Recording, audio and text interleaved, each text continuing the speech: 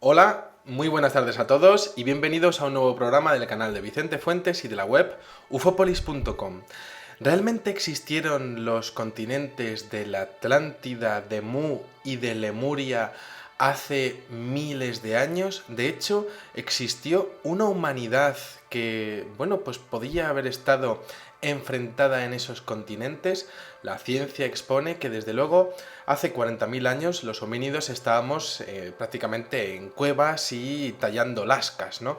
Pero realmente existen diferentes testimonios en las antiguas civilizaciones que exponen la existencia de esos continentes, y también dentro de la historia de la ufología tenemos incidentes en donde aparecen los supuestos descendientes de aquellas míticas civilizaciones. Así que, si les parece bien, vámonos con nuestra máquina del tiempo a mayo de 1964, en donde se publica un libro que se llama The White Sands Incident, el incidente de White Sands, protagonizado por un hombre que se llama Daniel W. Fry. Este señor cuenta lo que le ocurre en 1950, y es un caso que desde luego es increíble, porque tenemos un tema de un contactado, y la verdad es que yo no soy muy amigo de hacerle mucho caso a esas historias de gente que tiene contactos con extraterrestres. No me gustan, no me las creo, ¿no? Pero este caso es especial por las características de este señor, porque tenemos un hombre con un nivel cultural, técnico e intelectual altísimo, ¿no? Un señor que era el encargado de los programas de vuelos de misiles con combustible líquido de la compañía Crescent Engineering and Research Company.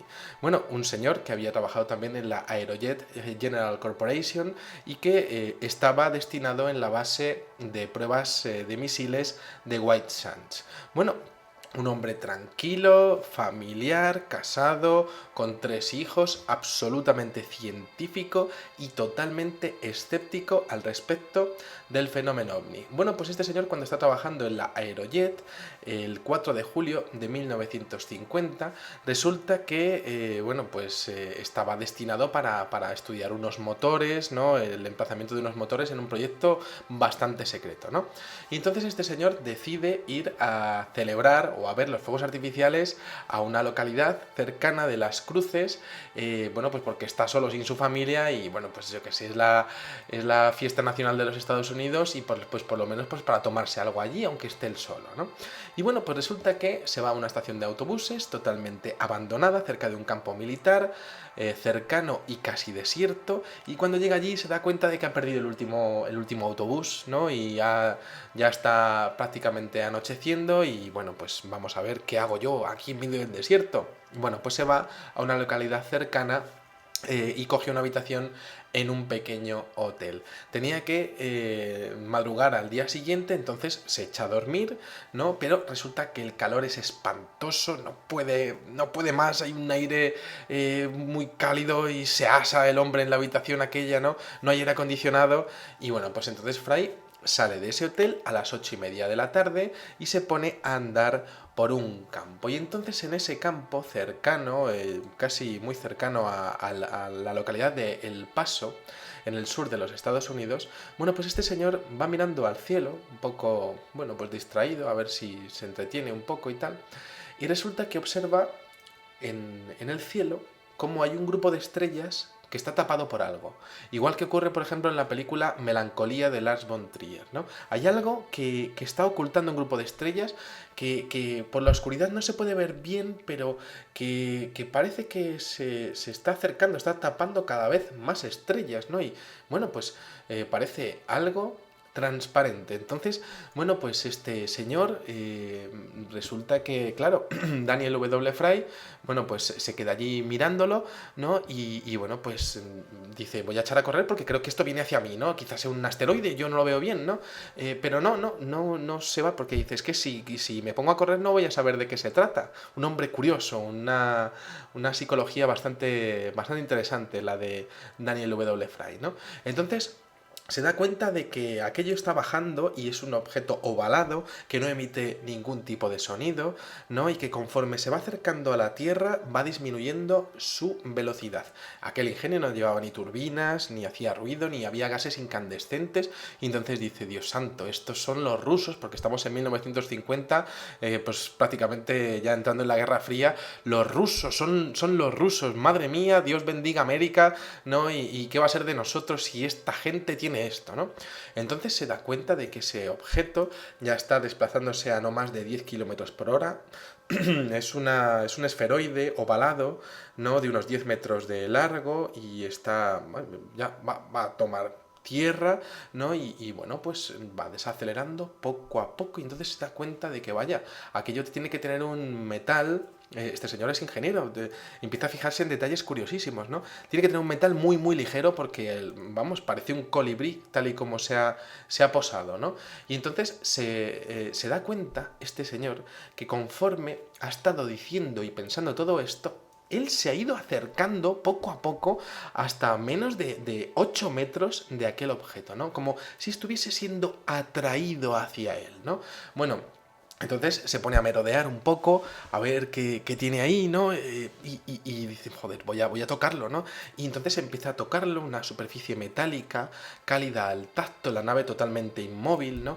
Y dice que era difícil describir el grado de suavidad, ¿no? Que era como pasar el dedo por una perla que tenía una película de jabón alrededor, ¿no? Es una metáfora perfecta de lo que él estaba sintiendo al tocar aquello, ¿no? Además sentía como un hormigueo leve en sus dedos y en la palma de su mano, ¿no? Entonces se da cuenta de que aquello, bueno, pues realmente al principio pues podría parecer que era de color azul oscuro, porque el cielo estaba de color azul oscuro, pero no, era una superficie de metal pulido, plateado, ¿no? Y con una suavísima y preciosa iridiscencia de color violeta, ¿no? Y entonces, estando allí, de repente suena una voz atronadora en su mente, ¿no? Con estos contactos telepáticos que hemos visto tantas veces en el fenómeno OVNI. Una voz, pero vamos, que es que, en alta fidelidad podríamos decir, ¿no? Que le dice, mejor no toque el casco, amigo, todavía está caliente. Y entonces, bueno, este señor se da un susto, se cae al suelo, ¿no? Se da un golpazo en el suelo el pobre hombre, ¿no? Y resulta que dice, bueno, madre mía, ¿no? Y empieza a sonar una risa ahogada, bastante buena, ¿no? Alguien se estaba partiendo de risa, pero vamos a ver, si no hay nadie aquí, no lo estaba escuchando, se estaba volviendo loco. No, parecía que se estaban comunicando a nivel telepático con él y además estaban riendo de él, ¿no? Le dicen, pero ya como de buen rollo, le dice, no, tómatelo con calma, que estás entre amigos, de verdad. Y entonces coge Daniel W. Fry y dice, bueno, muy bien, estamos entre amigos, pero me he caído y bueno, por lo menos podríais haber modulado la voz, ¿no? Como tomándoselo con una normalidad este hombre de manera increíble, ¿no? Y entonces dice, mira, es que me habéis asustado para una semana, de que así me reventáis los tímpanos, ¿no? Y entonces esa voz le dice, oh, discúlpanos, mira, es que la advertencia tenía que ser muy, muy grande, ¿no? Porque no nos daba tiempo a tocar los controles del campo de energía que está rodeando a este disco, ¿no? Estabas a punto de matarte y no había tiempo de bajar los controles, ¿no? Y entonces, claro, le dice Daniel W. Fry, ¿pero qué pasa? ¿Que esto es radiactivo?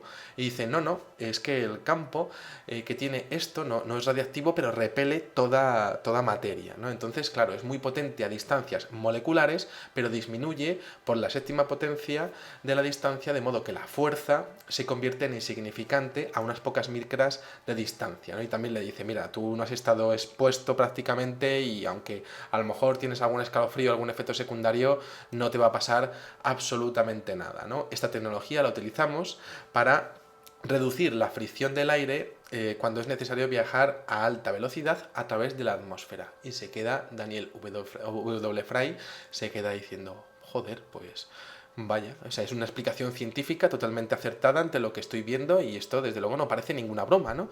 Y entonces, bueno, acto seguido sigue hablando aquella voz y le dice, mira, una cosa que te queremos decir es que si tú te expones a tocar más veces el platillo, pues resulta que vas a generar unos anticuerpos que se van a acumular en tu hígado, va a crecer y puede provocar un colapso en el torrente sanguíneo. Entonces mejor no lo vuelvas a tocar, ¿no? Y entonces, claro, Daniel W. Fry, pues, bueno, pues dice, bueno, pues es estupendo, ¿no? Y entonces esa voz, ya él escuchando, esa voz sigue diciendo, si hubieses estado expuesto durante más tiempo, ¿no? Pues seguro que tu muerte habría sido, pues, estaría asegurada, ¿no? Prácticamente, ¿no? Pero bueno, entendemos que si tus funciones biológicas son idénticas a las nuestras y tenemos bueno, todas las razones para creer que lo son, pues en principio no te tiene que pasar absolutamente nada, ¿no? Y entonces este señor, Daniel W. Fry, dice, bueno, pero vamos a ver, que sois americanos entonces, ¿no? Estáis haciendo algún experimento conmigo y sois americanos, ¿no? Y entonces esta voz le dice, hombre, pues que pienses que soy americano es un auténtico éxito porque, bueno, he estado esforzándome mucho en los últimos 2 años para aprender y practicar el uso de tu idioma y tu lenguaje, ¿no? Y entonces, claro, Daniel W. Fry le dice, entonces no eres americano, no eres un ser humano, ¿no? Y le dice, mira, yo no estoy aquí, estoy en un transporte a 16.000 kilómetros de altura y puedo hablar contigo a través de una tecnología que tenemos que me permite localizarte y poder hablar contigo a nivel telepático, ¿no? Bueno, la verdad es que no he puesto nunca un pie en tu planeta y necesitaré otros 4 años para poder adaptarme a tu ambiente, a tu gravedad y a ser inmunizado a los microorganismos que tenéis en vuestra biosfera. Y entonces, claro, es Daniel W. Fry, sigue escuchándolo con el disco delante, en silencio, escuchando como algo se está comunicando con él y de hecho que algo que realmente le ha elegido a él porque quizá él puede entender perfectamente lo que le está diciendo, ¿no? Y es un caso curiosísimo, ¿no? Entonces le dice, mira, no teníamos esperanza de encontrar a ninguna persona que tuviese una mente lo suficientemente receptiva como para tener este tipo de experiencias y bueno, pues te hemos elegido a ti porque consideramos que eres una persona muy abierta y con unos conocimientos científicos pues idóneos para la experiencia de contacto que queremos iniciar, ¿no? Entonces, bueno, pues aún así, Daniel W. Fry está un poco molesto todavía con el tema de su oído, ¿no? Que casi se queda sordo de aquella advertencia, ¿no? Y entonces le llega a decir, bueno, entonces, ¿qué pasa? ¿Quiénes sois? ¿No? Y entonces esta voz le llega a decir, mira, ha habido expediciones anteriores de nuestros antepasados que han encontrado el fracaso a la hora de intentar encontrar a alguna persona que fuese como tú, que fuese, pues, que tuviese tu psicología y bueno, pues nosotros te invitamos a tener una experiencia bueno, pues con lo que es nuestra tecnología y con nuestra psicología y de hecho te vamos a invitar a ver el interior de la nave, ¿no? Y entonces Fry en ese momento, bueno, pues está luchando con una curiosidad científica, con escepticismo y con miedo, ¿no? Me voy a meter ahí dentro a ver qué me va a pasar, ¿no? Bueno, se abre una puertecilla, ¿no? Toma asiento y observa que la decoración deja mucho que desear, ¿no? Muy somera, ¿no? Observa y apenas un pequeño sillón, ¿no? Y entonces le coge y le dice la voz que parece que está monitorizando todos y cada uno de sus pensamientos, le dice, bueno, ya sé que la decoración no es muy buena, pero resulta funcional. Un detalle curiosísimo, ¿no? Entonces, acto seguido, le coge esta voz y le dice, ¿a dónde te gustaría ir? Me doy cuenta de que usted es un hombre excepcionalmente incrédulo, pero contamos con que este viaje que vamos a hacer le convenza, ¿no?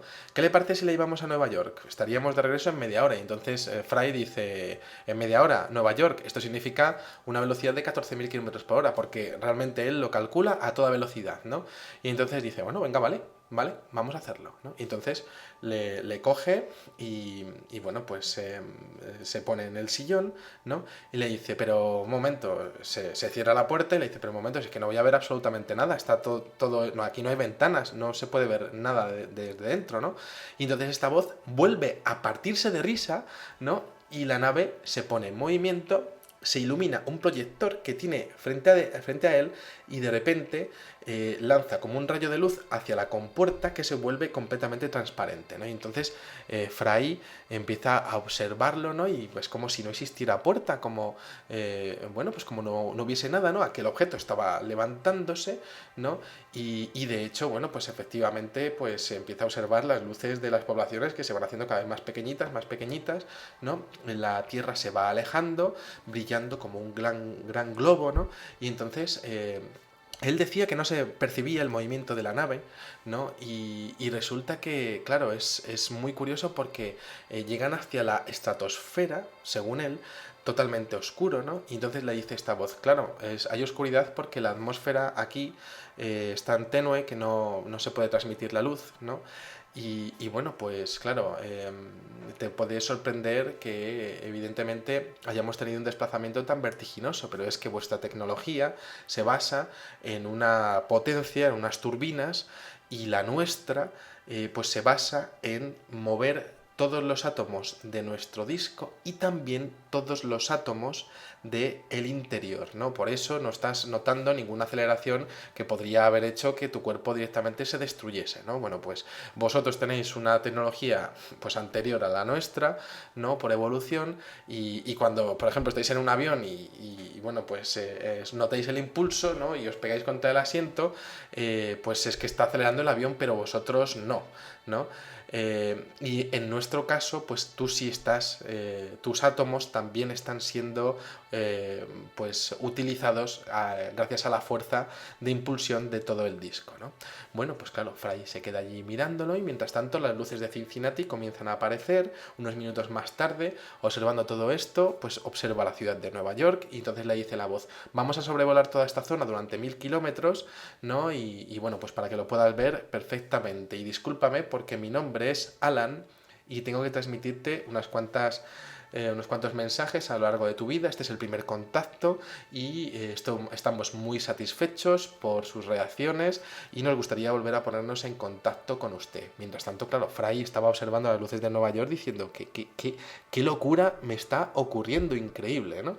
Y entonces Fry les dice, bueno, a mí no me parece mal que contactéis conmigo, pero me voy a mudar a California, ¿no? Y entonces esta voz le coge y le dice una cosa muy interesante en esta impresionante experiencia que os estoy contando, ¿no? Y es que le dice que no, que es que su mente es buena receptora y que está muy acostumbrada a utilizar imágenes y conceptos abstractos y que realmente ellos le pueden localizar en cualquier tipo de momento. Y es que de hecho, gracias a su capacidad receptora, que por cierto, si ellos hubiesen visto su capacidad receptora, significa que habrían comparado con todas las capacidades de todos los seres humanos. Es decir, que podrían llegar a estudiar a todos los seres humanos y elegir a uno en especial por esa capacidad para recibir telepáticamente este tipo de mensajes, ¿no?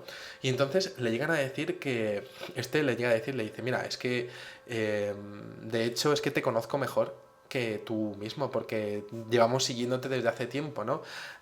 Tú, de hecho, hace 3 días te levantaste de la cama, te fuiste a echar un cigarro, volviste a acostarte y comenzaste a resolver problemas matemáticos en tu cama. Y mientras que te estabas quedando dormido, entré en tu psicología, empecé a observar todo lo que eran tus traumas, tus éxitos, tus recuerdos, me di cuenta de que tenías resentimientos, pero que gracias a ellos habías desarrollado un buen grado de comprensión de la realidad y una percepción subjetiva pues muy noble, ¿no? Y entonces, bueno, pues claro, él estaba en una situación en la cual tenía un contacto supuestamente alienígena, supuestamente de humanos del pasado, porque lo vamos a estudiar ahora, ¿no? Que desde luego era totalmente increíble, ¿no?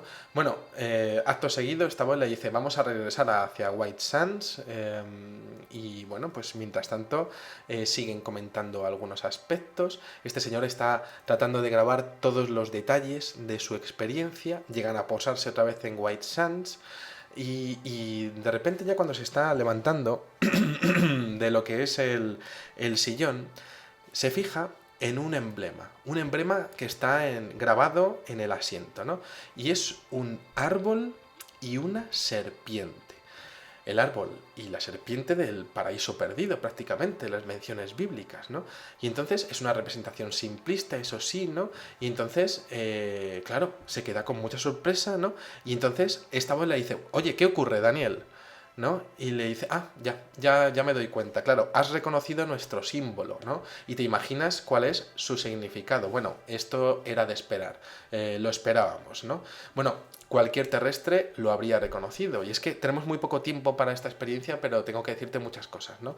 Y le dice, nuestros ancestros vivían en la Tierra.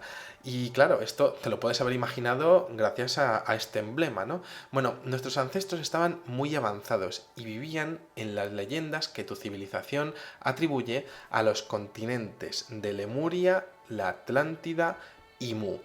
El desarrollo científico de la Atlántida era muy avanzado y el de Lemuria y Mu también lo eran. De hecho, los científicos de la Atlántida habrían llegado a manipular el átomo mucho más, de una manera mucho más avanzada de lo que ustedes estarían haciéndolo actualmente. Había una rivalidad total entre naciones y el desenlace final fue inevitable.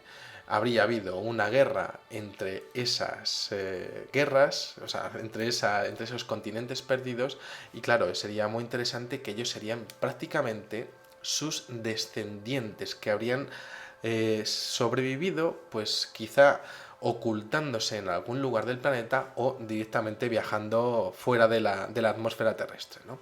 Bueno, le dice, por ahora no me queda tiempo para más, Daniel, pero nos volveremos a poner en contacto con usted. No piense que no volveremos a encontrarnos porque sabemos dónde va a estar, ¿no? Entonces Fry abandona la nave casi como un sonámbulo de allí, no había transcurrido ni siquiera una hora, ¿no? Comienza a alejarse, ¿no? Y de hecho observa cómo la compuerta detrás de él pues se cierra, ¿no? Y aquel objeto, bueno, pues tiene como una banda de color anaranjado, ¿no? Como un cinturón fantasmagórico, dice él, ¿no? Y bueno, pues despega de la Tierra a una velocidad increíble, ¿no? Bueno, el aire que emana ese objeto al levantarse le tira al suelo otra vez. Este señor, bueno, pues empieza la experiencia en el suelo y la acaba otra vez en el suelo, ¿no? Que me parece un detalle increíble. Y bueno, pues resulta que observa un círculo de hierba aplastado sobre el campo, ¿no? Justo donde se había posado aquel objeto. Bueno, Daniel W. Fry realizó diferentes tomas fotográficas de sus supuestos contactos posteriores entre 1950 y 1954. De hecho, en el año 64, bueno, pues tiene ya publicado su libro y ya tiene pues más fotografías y tal, ¿no? Y bueno, pues a mí este tema me interesa muchísimo, ¿no? Nos lo podamos creer o no, ¿no?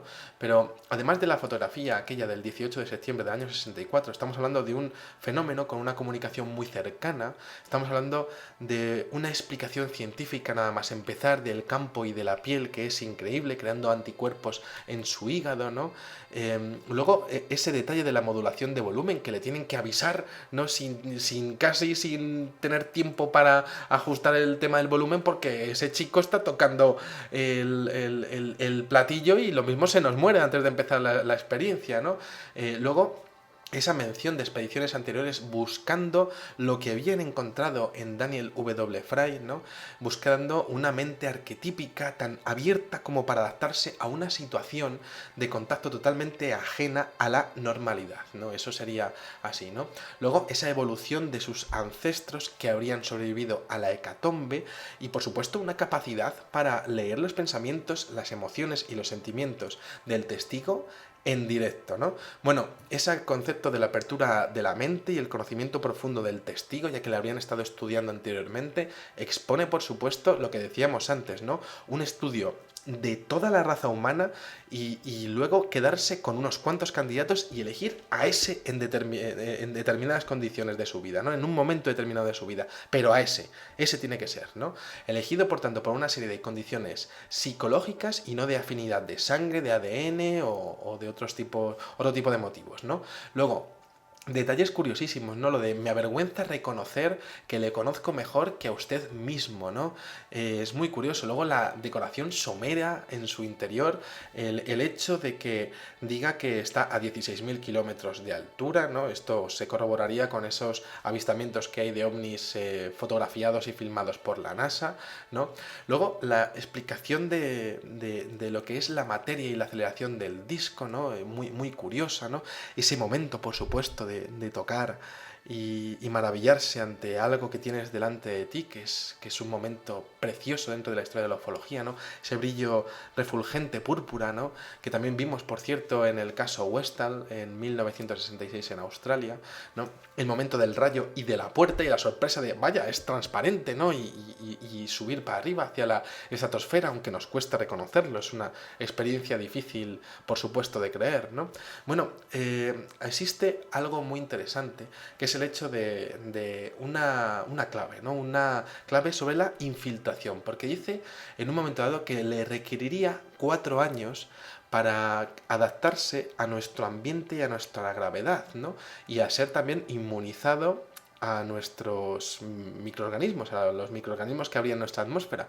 Y esto me parece tremendo, porque esto, si realmente lo consiguiese, significaría que si tuviesen el mismo aspecto, como así que parece que lo tienen, ¿no? Este tipo de seres, ¿no? Al decir que, pues prácticamente sus funciones biológicas, ellos entendían que eran las mismas que las nuestras, pues eso significaría que en nuestra sociedad podría haber este tipo de seres perfectamente, bueno, pues camufladas, ¿no? Camuflados dentro de nuestra sociedad, ¿no? Bueno, luego la clave de lo que es el propio estudio psicológico del testigo, ¿no? Las penas, las frustraciones, pero que gracias a ellas, pues él habría desarrollado una personalidad lo suficientemente abierta como para poder ser merecedor de una experiencia de este tipo, ¿no? Y por supuesto, el emblema del árbol y la serpiente, que es realmente quizá lo más destacado de esta impresionante experiencia, ¿no? Con esa explicación sobre la Atlántida, Lemuria y Mu, ¿no? Con esos atlantes, con esa tecnología que habría acabado en guerra nuclear, ¿no? Luego los supuestos contactos posteriores, ¿no? Y bueno, por supuesto la edición de un libro de un señor que se estaba jugando todo su prestigio, ¿no? Y por qué y para qué, si sabe que vas a hundir tu vida, ¿no? Pero él lo acabó diciendo, ¿no? Ahí tenemos este incidente de White Sands, uno de los más asombrosos de la historia de la ufología, protagonizado por un amistoso ser del que no conocemos ni su aspecto ni sus intenciones, que eligió a un ser humano en particular para protagonizar un evento de abducción, podríamos decir, en este caso, totalmente positivo. Realmente tendría razón, sería un descendiente de los antiguos atlantes, de la antigua Lemuria, quizá de Mu. Bueno, pues aquí dejamos el caso de White Sands, uno de mis preferidos de la historia. Y nada, espero que hayáis disfrutado muchísimo de este videoprograma y os espero en el siguiente. Muchísimas gracias, me leeré vuestros comentarios con gran atención y como digo siempre, salud y suerte. Adiós.